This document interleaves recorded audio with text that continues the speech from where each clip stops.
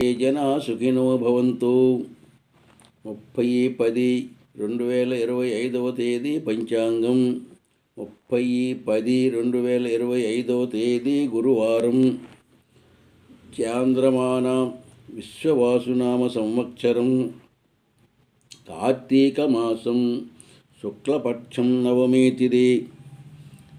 తిథి రాత్రి 4:28 వరకు. శ్రవణ నక్షత్రం మధ్యాహ్నం 2:18 వరకు.